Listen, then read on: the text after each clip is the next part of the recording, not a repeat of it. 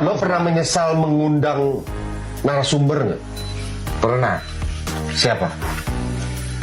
Nggak enak sebut. Iya, jangan Nggak enak sebut. Karena nama apa? sih? Karena Bohong? Ya banyak hal sih sebenarnya. Satu, dia kurang, isinya kurang secara cerita. Terus dia tuh lebih pengen nyari exposure-nya doang daripada menyelesaikan masalah. Terus tanyakan kepada Mbak Minola apakah... Halo teman-teman, apa kabar semuanya? Selamat datang kembali di Melawan Lupa, channel yang selalu membahas dan mereaksi berbagai isu yang sedang ramai diperbincangkan, termasuk reaksi dari para kreator maupun tokoh yang menjadi sorotan publik. Di video kali ini kita akan membahas Denny Sumargo yang akhirnya buka suara mengenai berbagai kontroversi setelah podcast bersama Sarwenda, termasuk pengakuannya soal narasumber yang pernah membuatnya kecewa, tudingan bahwa dirinya tidak netral, hingga penjelasannya mengapa ia memilih tetap memberikan ruang bagi kedua belah pihak untuk berbicara. Di sisi lain, perkembangan terbaru mengenai polemik Ruben Onsu dan Sarwenda juga kembali memancing perdebatan di media sosial. Apakah Denny Sumargo benar-benar menyesal? Mengapa ia sampai merasa perlu memberikan penjelasan panjang kepada publik? Dan apakah semua klarifikasi tersebut justru membuka babak baru dari polemik yang masih terus bergulir? Tonton videonya hingga usai, karena saya akan memberikan komentar cukup panjang di bagian akhir video. Yuk, kita tonton videonya. Itu mau diedit atau tidak. Jadi tim saya langsung menanyakan itu ke Mbak Minola. Terus kata Mbak Minola, ya nggak apa-apa kan, itu juga sudah rame juga, nanti paling saya klarifikasi. Tapi kalau mau diedit juga nggak apa-apa, kata Mbak Minola seperti itu. Tapi setelah saya lihat Mbak Minola udah klarifikasi, saya pikir ya sudah, nggak perlu diedit, karena takutnya nanti ke depannya itu bisa jadi barang bukti. Dan kalau diedit, nanti dibilang saya menghilangkan barang bukti atau memalsukan barang bukti. Gitu. Bukti mah sekarang udah ada AI bisa dirubah bang, pakai ChatGPT. Bisa, tapi kan bisa ditelusuri itu. Nggak mungkin nggak bisa. Kemarin abang nanya masalah live mesra, tapi jawaban dia nggak nyambung. Memang agak kurang nyambung jawabannya, karena dia menjelaskan bahwa sebenarnya dia itu kepengen live dari rumahnya. Ini yang gue tangkep ya. Dan dia tuh senang karena dia punya waktu sama anak-anaknya. Nah, kurang nyambungnya adalah harusnya jawaban itu kan dijawab apakah itu bagus atau tidak kan. Harusnya kan dijawab ya itu kurang bagus, bla bla bla bla bla bla gitu kan. Baru dia jelaskan kalau sebenarnya kenapa dia ngelakuin itu, karena dia pengen gini-gini. Nanti kalau kedepannya sih kalau bisa sih jangan gitu lagi lah saya gitu. Maksudnya begitu kan gitu. Tim SW kayaknya Bang Densu. Lo atur lah sama tim SW, tim Ruben. Nggak ngaruh apa-apa sama hidup gue. Iya, pas gue nambah, ya Allah innalillahi, begini pantes otaknya juga nggak nyambung, tapi ngomong orang nggak nyambung, kayak si paling pintar di sosial media, begitu ketemu, ya Allah, bukan mau merendahkan, kau aja begitu. Terus gue pergi ngomong orang, manusia masih udah ada kerja, bukannya sibuk ngurusin suami, sibuk ngurusin kerjaan, ya Allah. Bang Densu sabar ya. Tanggapannya dibilang berat sebelah. Biji gua nih berat sebelah nih. Nih, isep biji gua nih. maaf. Udah mulai agak-agak keluar nih bangsat gua nih. Dipikir gua kagak berani. Lu cari artis Indonesia yang mulutnya berani. Adu sama gua anjing-anjingin lo. Ketemu sekalian juga gua gak takut. Kalau gua bener kenapa gua takut? Titit kau. Iya, gue coba cari kolom komentar orang. Iya emang Densu begini. Udah gue catet tuh, gue cari-cari IP-nya, ya kan lokasinya di mana. Ini kampret ini ntar gue kontenin nih biar buat exposure lumayan lucu nih, sempak monyet gue bilang. Iya. Begitu udah dihantam balik, kabur berceceran. Takut. Iya, datang main keroyokan. Ya elah. Gue waktu sekolah sering begitu, ketemu teman beraninya keroyokan, tapi begitu ditantangin sendiri, ya elah, kayak curut kena air panas bang. Kayak kenapa dukung Sarwenda bang? Di mana gue dukung Sarwenda coba? Dua-duanya gundang. Ya kalau satu orang doang yang diundang, nah, baru kau bilang lu kayak begitu. Bener gak omongan gue? Bener. Nah, Kalau satu orang doang gue undang, satu pihak doang, baru kau boleh ngomong begitu. Nah, dua-duanya gue undang. Biarlah mereka ngoceh bang. Ya biarlah juga aku marah-marahin kau yang ngoceh-ngoceh itu.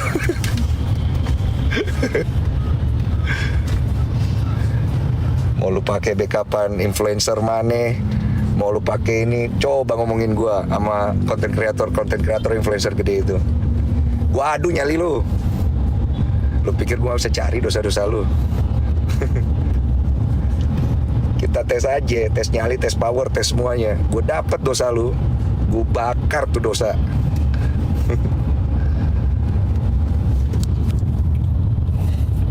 Kaosnya kebalik.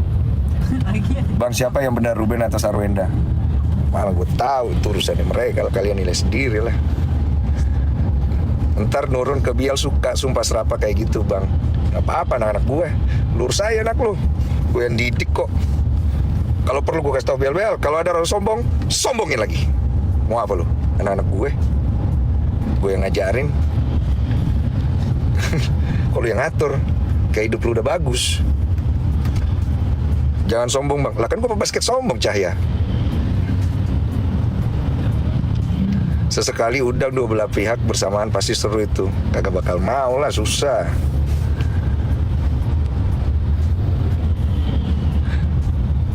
Bang, undang jejak backpacker. Gimana mau undang? Jejak backpacker udah pamit.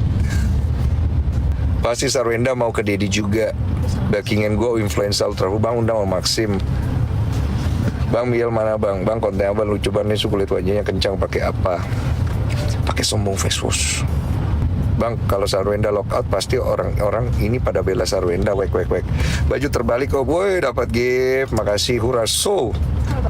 Bang Ruben sama Sarwenda kawinin lagi ngomongin apa ini? Bang udah udah. Bang, kemarin kok kesannya nggak netral sih. Gue susah jawab kayak begituan. Soalnya gue baca di kolom komentar itu bingung sendiri gue. Yang pendukungnya Sarwenda bilang gue nggak netral. Kesannya nanya-nanya Sarwenda tuh mau jokin. Terus pendukungnya RO bilang gue nggak netral. Kesannya nanya-nanya pengacaranya mau jokin. Jadi dua belah pihak bilang gue nggak netral. Jadi gue nggak bingung. Jadi gue bingung gue netral kemana, nggak netral kemana, nggak ngerti gue. Jadi menurut gue, kalau kalian merasa gue nggak netral, itu oke, nggak apa-apa. Gue nggak akan bisa jawab itu. Karena gue bertanya ya menurut apa yang ada di luar. Kalau orang yang nggak mau jawab, nggak usah jawab. Kan gue udah briefing di awal. Kalau saya tanya, nggak mau jawab, jangan jawab. Karena saya nggak mau nanti merasa dipaksa untuk menjawab. Kedua, kalau misalnya pada saat podcast merasa jawabannya tidak ingin dimunculkan, kasih tahu setelah podcast supaya kita edit. Nah, itu hak kalian. Tapi kalau lu minta skrip atau pengen di skripkan, itu nggak bisa sama gue. Gue tidak bisa di setir atau di setting oleh siapapun, nggak bisa. Karena udah banyak yang mau setir setting untuk itu, bahkan dengan uang nggak bisa. Tidak saya kasih. Karena saya berbeda dengan kalian orang-orang yang mungkin merasa bahwa nggak apa-apa lah kalau begini, nggak bisa.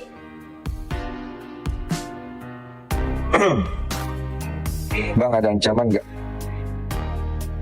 Sudah netral 1000% kok bang. Ada juga yang bilang gue udah netral. Jadi ada 3 sudut pandang. Lah, nggak usah dibahas lah begitu. Anggap aja nggak netral juga apa. Karena lu mau bilang gue nggak netral juga segala macem juga. Gue mau ngapain? Marah-marah.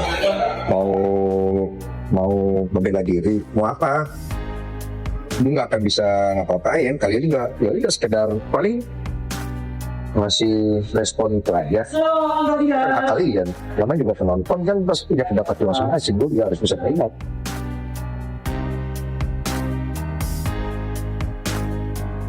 Gue tetap penonton setia menurut gue. Makasih bos. Deh, gue mau ganti sepatu dulu nih. See you guys, thank you. Nanti kita balik lagi. Bagaimana kok Densu bisa netral saat podcast? Saya adalah orang yang paling tahu apa yang terjadi, bukan netizen. Karena saya orang yang berinteraksi langsung, melihat langsung, tapi saya tidak publikasikan. Yang saya publikasikan adalah apa yang mereka sampaikan, keterangan di podcast itu saja. Karena ada etika saya. Saya tidak boleh intervensi untuk melakukan hal itu, nggak boleh. biar mereka menyelesaikan masalahnya masing-masing. Supaya mereka apa? Belajar dewasa. Saya akan ditekan pasti dengan komentar dari fans beberapa pihak. Itu saya terima, saya ngerti. Karena setiap fansnya pasti merasa bahwa kalau orang yang didukung kurang bagus, pasti dia akan serang hostnya. Nggak mungkin enggak. Pasti. Fans yang ini merasa, wah hostnya yang diserang. Kalau yang ini hostnya yang diserang. Jadi mau nggak mau, kalau saya mau bikin senang semua orang, saya harus bikin orang ini kelihatan bagus, kelihatan ini supaya fansnya senang. So, saya akan menjadi people pleaser. Saya bikin podcast ini untuk membantu orang menyuarakan pendapatnya, biar nanti Tuhan yang menentukan orang ini benar atau tidak. Pernah nggak kok berpihak ke satu sisi dan geram ke sisi lain tidak mengatakan yang sebenarnya? Kalau ditanya masalah itu sebagai manusia, jujur saya tahu mana yang harus saya bela. Tapi jujur tidak ada satupun orang bisa tahu yang mana yang benar, mana yang salah 100% kecuali saya. Tapi kok Densu mau nggak bela satu pihak? Tidak boleh. Tapi pingin kan kok? Oh, manusiawi. But you cannot do that. Karena ini adalah tempat podcast. Kalau saya melakukan itu, berarti saya tidak fair kepada yang satu lagi. Karena itu bukan masalah saya. Saya cuma menyediakan tempat, silakan. Kalau memang dia merasa pertanyaan saya terlalu menyudutkan, nggak usah dijawab. Karena sebelum podcast saya sudah briefing. Kalau pertanyaan saya menyudutkan, jangan jawab. Gitu.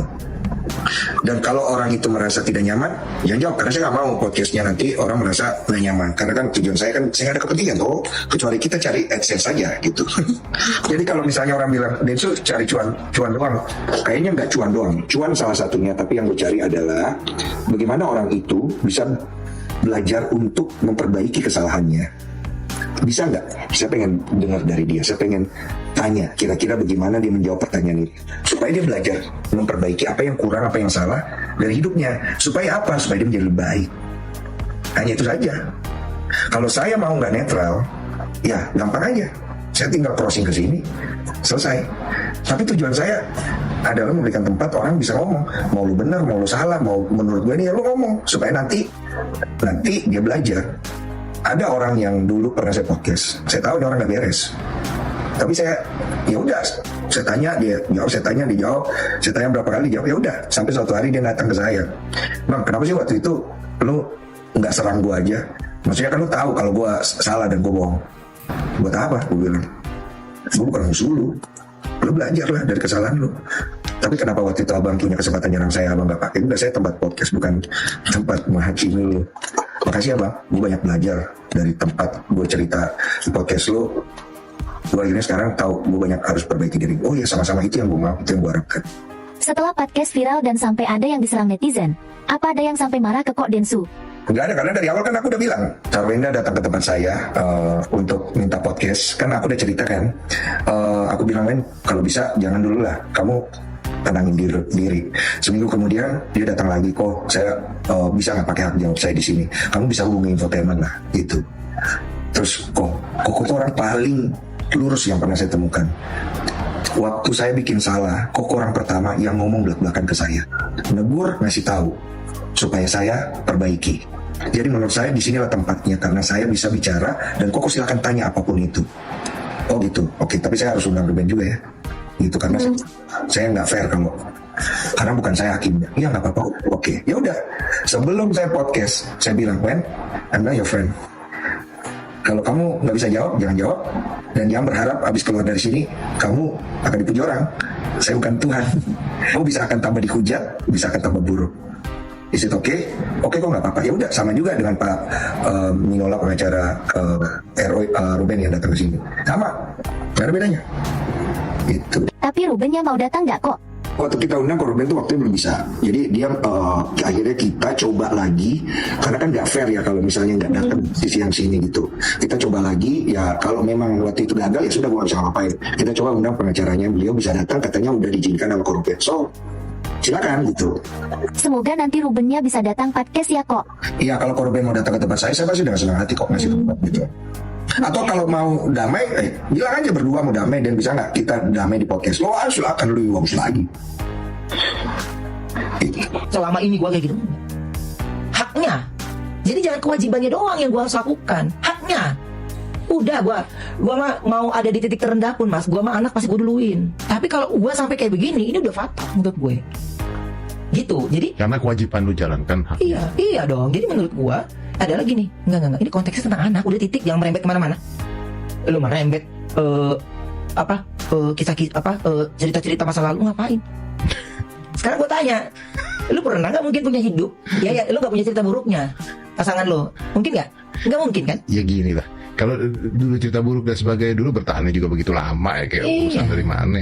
Nah, maksud gue gini, udah ya, mau apapun Lupakan. Jadi bukan gue ngegampangin, bukan, gue support gitu. Jadi maksud gue tuh di poin ini adalah tentang anak, bro, jangan kemana-mana. Udah poinnya tentang anak, udah itu doang. Tapi kan orang dengan ketakutan biasanya akan mencari-cari yang lain. That's the Ya, point. mungkin. Masalah menurut. Nggak tahu, itu menurut lo ya, tersangkanya gue tuh. Nggak, menurut secara psikologi kan kalau memang urusannya tentang anak, dibereskan tentang anak, apalagi sudah ada masalah pengadilan, udah iya kan? Iya, pengadilan. Itu terpaksa gue lakukan. Even gue kalah pun, ya minimal akan ada hari yang diputuskan kan. Iya dong, pasti.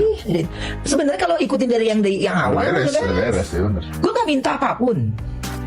Jadi gue cuma mau ngasih tahu, udahlah, ini kita solid aja. Tapi kan jawabannya kan ada ininya dia di rumah, ada ininya di rumah, tempat yang nyaman, bukan itu.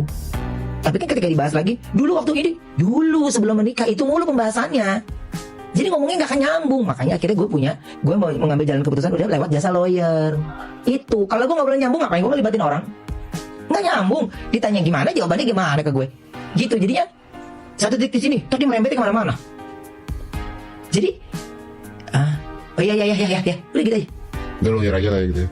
Gue tuh tipe yang makin ada dia tinggi, ya ini sama siapapun gue. Iya. Oke, sip, oke, baik. Yuk.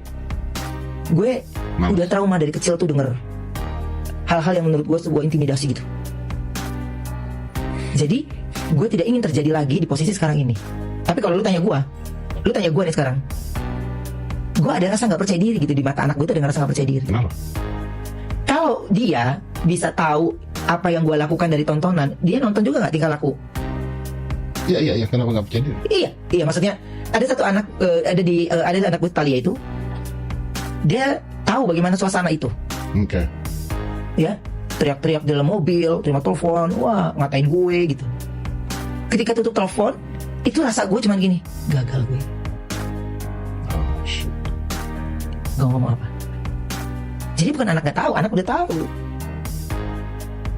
Mau ngomong gimana? Jadi, gue mau share gimana? Ada kabar terbaru, ternyata si S ini diduga ya selingkihnya itu udah lama. Kemarin aku pas nonton live-nya si MK, katanya si MK dapat kabar dari orang terdekatnya si S ya. Terus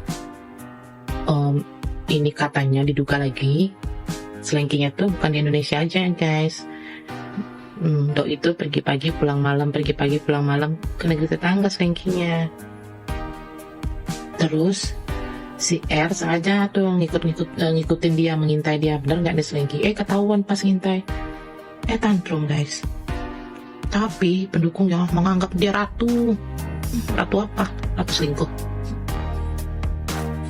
Halo semuanya, ini babak baru atas Dracindo kita guys. Yang kemarin itu, yang setelah dia podcast kan, semua omongannya langsung dibalas kontan oleh Viti lama alias jejak digital. Kini dia mulai cari akal lagi. Dan dia bilang katanya si Ruben itu kena AIDS. Serem banget. Dia makin cari akal bagaimana bisa melumpuhkan si Ruben. Tapi kan semua itu nggak semudah itu ya kan. Kalau memang nyatanya tidak seperti itu, dan kini mulailah dibalas. Akhirnya ketahuan lah sekarang si Ruben ngomong kan, ternyata dia sama orang tuanya pun pernah ribut sampai orang tuanya meninggalkan rumah. Dan sama adiknya pun, dan itu semua yang melerai itu si Ruben guys. Dan ternyata ini orang tuh troublemaker, sana sini gontok-gontok, sikut-sikut ribut sana sini. Kasihan sih memang tuh kedua anaknya kalau masih ada di sana. Kan perlakuannya sama Onyo yang kemarin kita lihat kan juga ngeri kan, sematanya sebengis itu, gerakannya menariknya seperti apa. Kini dia nabur lagi katanya kena AIDS. Kalau memang kena AIDS, kata Ruben, terus bagaimana si Tania itu bisa lahir katanya. Ya logika dong, kalau memang kena AIDS ya pasti tidak mau beranak lagi kan, itu juga kasihan, resiko besar untuk anaknya, kasihan ya kan. Makin entah sampai kapan ini selesai. Ini orang sih harusnya bukan anaknya dibawa ke psikolog, dia sendiri yang harus ke psikiater kali ya, bukan psikolog lagi ya. Ini sudah parah sih tingkatannya. Udah ngeri. Aduh, bagaimana sih ini orang? Bukannya makin mereda, makin introspeksi diri, malah makin melebar, makin melebar. Serem. Nggak akan kelar-kelar ini. Sampai anaknya punya KTP kali ya, jadi anaknya bisa ngerti, bisa memilih, memilah, bisa menentukan hidup sama siapa. Ya, kita lihat saja makin kemanakah ini arahnya. Sudah kacau sih memang. Semoga aja dengan ini semua, dengan apa yang dia tunjukkan, bisa memberatkan mereka dalam persidangan dan hak asuh bisa jatuh ke tangan Ruben. Bukan untuk menguasai, ingat ya, untuk para yang pro sama sana. Si Ruben ambil bukan untuk menguasai, tapi untuk berbagi. Karena selama ini ada di tangan dia tidak mau berbagi dengan berbagai alasan. Sekolah, les, bla bla bla bla bla, ini itu. Kalau diturutin kayak gitu nggak bisa. Memang kita harus berbagi. Udah ditentukan oleh pengadilan, ikutin aja alurnya gitu loh. Kan memang benar kata si Bang Minola itu kan. Misalkan di Jumat sore, kan pasti Sabtu Minggu libur. Kalau memang ada kegiatan les kan bisa antarkan ayahnya, dan Senin bisa sekolah dari tempat Ruben. Itu udah paling benar. Jadi di hari-hari padat bisa sama dia, ataupun kalau dia mau di weekend ya tuker gitu kan enak. Dan ini kan beda, dia maunya semua di dia. Serem guys. Capek juga sih ngebahas ini, nggak kelar-kelar. Ya kita doakan aja semoga ada solusi terbaik, dan dari KPAI, dari pengadilan nanti bisa memberikan solusi terbaik dan putusan terbaik untuk masalah mereka yang jadi masalah Indonesia Raya. Oke deh, bye. Oke, kita jelaskan nih video yang beredar di mana si Ruben Onsu teriak-teriak, bukan teriak-teriak ya, Ruben Onsu nggak teriak-teriak tuh, yang teriak-teriak mantan istri tuh, si janda Ruben Onsu kan teriak-teriak. Itu ternyata adalah di saat Ruben Onsu ini lagi boker alias BBAB, alias beol. Nah ini Mbak SW ini mempertanyakan kepindahan ke hotel. Itu bisa nggak dirubah jadwalnya atau dimajukan, atau intinya dirubah begitu. Ruben Onsu mengatakan ya nggak bisa semudah itu, gitu loh intinya. Makanya meledaklah semua yang seharusnya tidak perlu diledakkan. Kalau toh pun si Ruben Onsu ikut sedikit emosi, di mana dituduh mengikuti Mbak SW atau gimana sampai dia emosi, ya karena kondisi keadaan mules alias ngising, alias kepesing. Jadi wong ngising wae lo dimusuhi kan, ini kan seperti itu. Kalau kita melihat dari penjelasan si Ruben Onsu, bahkan dari keluarganya pun juga ini sabar kan begitu ya, orang tuanya kan baik tuh kan, ada tuh videonya kan ada di sini. Kalau dikatakan penyebaran video CCTV itu adalah suatu kemenangan bagi si Mbak SW, salah. Itu malah menunjukkan Mbak SW ini kurang pas ketika menunjukkan itu, karena masalah perkara yang sekarang ini lagi viral-viralnya adalah pengasuhan anak, bukan pembahasan kamu kemarin pegatan atau cerai itu karena apa. Sekarang ini yang perlu dibahas fokusnya adalah pengasuhan anak, begitu loh. Terus kemudian tersebar chattingan dimana sudah minum obat HIV apa belum. Nah biasanya ada juga nih penyakit TBC. Kalau penyakit TBC mungkin kayak juga obat yang agak mirip-mirip begitu ya, mungkin karena pembunuhan bakteri gitu kalau nggak salah ya. Iya, kemudian vitamin cepat bayi sampai nanti TBC itu bilang metalik ya, yang penyembuhannya itu memang harus 6 bulan berturut-turut dan tidak boleh dijeda. Iya ngene jajal. Jadi kalau dikata CCTV itu menguntungkan siapa? Menguntungkan Ruben Onsu. Karena apa? Menunjukkan karakter yang sebenarnya si Mbak Wenda tanpa harus ditutup-tutupi, dan karakter si Ruben Onsu yang sudahlah. Nah kan seperti itu, berusaha untuk menghindari. Gitu ya, buzzer jangan keterlaluan. Iya nggak heran Salsabila kok bisa-bisanya bilang dia melindungi si Gito yang mau dijadikan sasaran, yang mau ditarget apa? Aneh juga. Wes ngene ya. Yo, bacaan gue penyok cah. Cici Talia dan Tania tambah gede gimana? Langkah ini malah ngerugiin masa depan anak-anaknya sendiri. Saya begini itu karena ini loh gitu.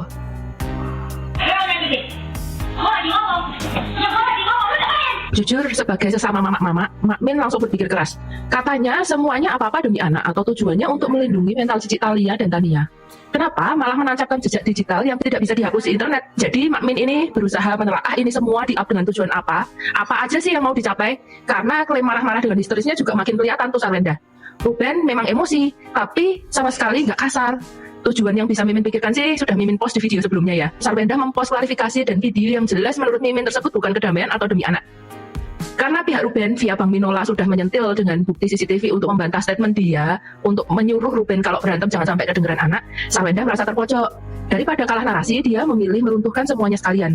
Ia akhirnya malah memposting semuanya menurut Mimin agar kita semua tahu dan mendapatkan simpati bahwa dia istri yang diselingkuhi berulang kali dan menjalani pernikahan yang tidak bahagia selama 11 tahun. Tapi coba bayangin, Cici Thalia dan Tania tambah gede gimana? Gimana perasaan mereka pas lihat video ibunya tersebar luas histeris gitu? Belum lagi mereka harus baca aib ayahnya yang dituduh nih karena di situ si Ruben juga nggak mengiyakan atau tidak memperkuat tuduhan tersebut ya. Makanya saya bilang ini dituduh selingkuh, diumbar-umbar ibunya sendiri. Kalau beneran mau melindungi mental anak, harusnya aib rumah tangga dikubur rapat-rapat, bukan malah disebar ke jutaan orang di medsos. Langkah ini malah ngerugiin masa depan anak-anaknya sendiri. Sarwenda tahu bahwa pihak Ruben itu masih memegang seluruh akses CCTV rumah, yang artinya video-video di mana ia sedang marah besar, termasuk saat mendisiplinkan anak yang tantrum dengan keras, seperti yang ia akui di teksnya, bisa aja keluar kapan aja. Daripada video itu dibocorkan pihak lain dan menghancurkan citranya, Sarwenda lebih memilih untuk speak up duluan, membongkar aibnya sendiri, dibungkus dengan narasi saya begini itu karena ini loh gitu. Tujuannya ya agar publik memaklumi sikap kasarnya. Sarwenda mengklaim saat kejadian TV dinyalakan sehingga anak-anak tidak mendengar. Tapi sadar enggak dia bahwa dengan mempublish masalah ini ya anak-anaknya juga akan dengan mudah mengakses internet dan melihat hebohnya masalah ayah bundanya ini. Wen, masalah hari aja udahlah gratis lu di hotel mewah sama keluarga lu. Duh, orang lagi boker, lagi lu getok-getok, lu teriak-teriakin. Lu kadang-kadang ini ya, otak lu suka koslet.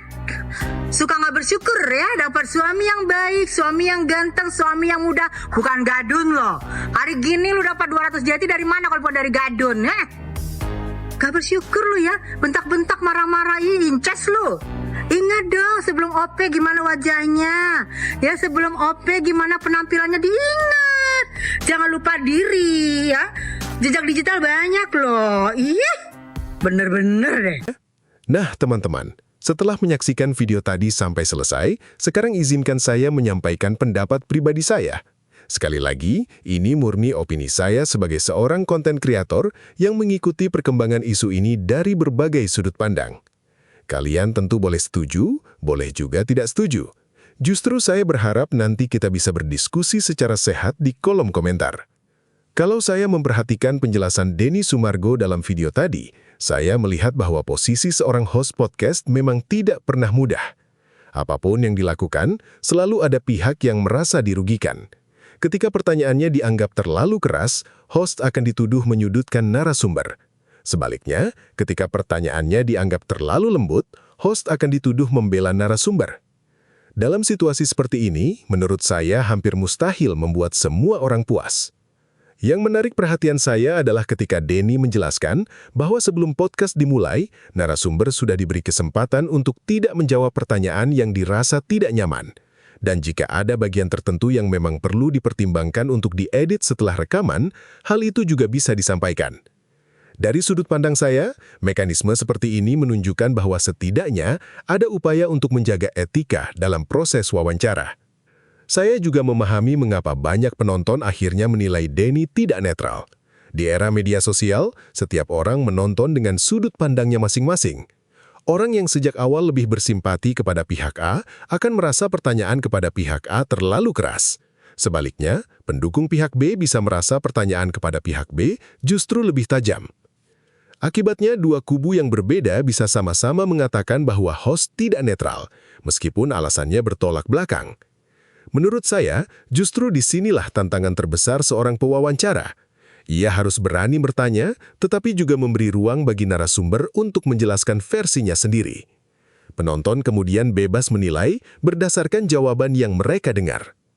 Hal lain yang menurut saya penting adalah penjelasan Denny bahwa podcast bukan tempat untuk menghakimi seseorang, melainkan tempat memberikan ruang agar orang berbicara. Saya pribadi cukup memahami filosofi itu. Saya juga percaya bahwa seorang host memang bukan hakim yang bertugas menentukan siapa benar dan siapa salah. Tugas utamanya adalah menggali informasi, sedangkan penilaian akhir tetap berada di tangan publik, dan jika memang ada proses hukum, tentu berada di lembaga yang berwenang. Di sisi lain, saya juga melihat bahwa ketika sebuah konflik keluarga sudah menjadi konsumsi publik, ruang diskusinya seringkali berubah. Fokus tidak lagi pada penyelesaian masalah, melainkan pada pembelaan terhadap tokoh yang disukai.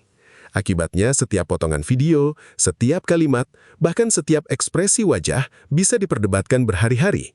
Menurut saya, kondisi seperti ini justru membuat persoalan semakin sulit diselesaikan. Saya pribadi juga merasa bahwa media sosial seringkali mendorong kita untuk mengambil kesimpulan terlalu cepat. Padahal kita sebagai penonton hanya melihat sebagian kecil dari keseluruhan cerita. Kita tidak hidup bersama para pihak yang bersangkutan, tidak mengetahui semua percakapan mereka, dan tidak menyaksikan seluruh kejadian secara langsung. Karena itu, saya memilih untuk lebih berhati-hati sebelum menyimpulkan siapa yang paling benar atau paling salah. Kalau melihat penjelasan Denny tadi, saya menangkap bahwa ia mencoba mempertahankan prinsipnya sebagai host. Apakah semua orang akan sepakat dengan caranya? Tentu tidak, tetapi saya bisa memahami alasan yang ia sampaikan. Ia ingin memberikan kesempatan kepada masing-masing pihak untuk berbicara tanpa memaksakan narasi tertentu. Itu adalah pendekatan yang bisa diperdebatkan, namun menurut saya tetap layak dihargai sebagai sebuah pilihan profesional. Yang paling saya sayangkan dari polemik seperti ini adalah ketika perhatian publik bergeser dari substansi menjadi saling menyerang di media sosial. Saya sering melihat komentar-komentar yang sudah tidak lagi membahas isi pembicaraan, melainkan menyerang pribadi, menghina, bahkan mengancam. Menurut saya, budaya diskusi seperti ini tidak sehat. Kita juga perlu mengingat bahwa setiap konten yang viral akan meninggalkan jejak digital. Apa yang hari ini menjadi bahan perdebatan bisa saja tetap dapat diakses bertahun-tahun kemudian. Karena itu, menurut saya, semua pihak, baik figur publik, kreator konten, maupun penonton, perlu lebih berhati-hati dalam menyampaikan pendapat. Saya juga memahami mengapa isu ini begitu menyita perhatian masyarakat. Nama-nama yang terlibat sudah lama dikenal publik, sehingga apapun perkembangan terbarunya pasti menjadi pembahasan. Namun, sebagai penonton, saya rasa kita tetap harus membedakan antara informasi yang sudah dijelaskan oleh pihak terkait dengan rumor atau spekulasi yang beredar di media sosial. Tidak semua yang viral otomatis benar. Bagi saya pribadi, pelajaran terbesar dari video ini justru bukan soal siapa yang menang atau kalah dalam sebuah perdebatan. Yang lebih penting adalah bagaimana seseorang menyampaikan pendapat ketika berada di bawah tekanan publik. Cara berbicara, cara menjelaskan, dan cara merespon kritik seringkali memberikan gambaran yang lebih bermakna dibandingkan sekedar potongan-potongan video yang viral. Terakhir, saya ingin mengajak kita semua untuk tetap menjaga ruang diskusi yang sehat. Kalau kalian mendukung salah satu pihak, silahkan saja, itu hak masing-masing. Tetapi jangan sampai perbedaan pendapat membuat kita mudah menghina atau menyerang orang lain. Kita bisa berbeda pandangan tanpa harus kehilangan rasa hormat. Itulah pendapat saya setelah melihat isi video ini. Sekali lagi, ini bukan kebenaran mutlak. Ini hanyalah sudut pandang saya sebagai seorang kreator yang mencoba melihat persoalan dari beberapa sisi. Kalau kalian memiliki pendapat yang berbeda, saya sangat menghargainya. Sekarang giliran kalian. Menurut kalian, apakah penjelasan Denny Sumargo dalam video ini sudah cukup menjawab berbagai kritik yang selama ini diarahkan kepadanya? Atau justru masih ada hal-hal yang menurut kalian belum terjawab? Tulis pendapat kalian di kolom komentar.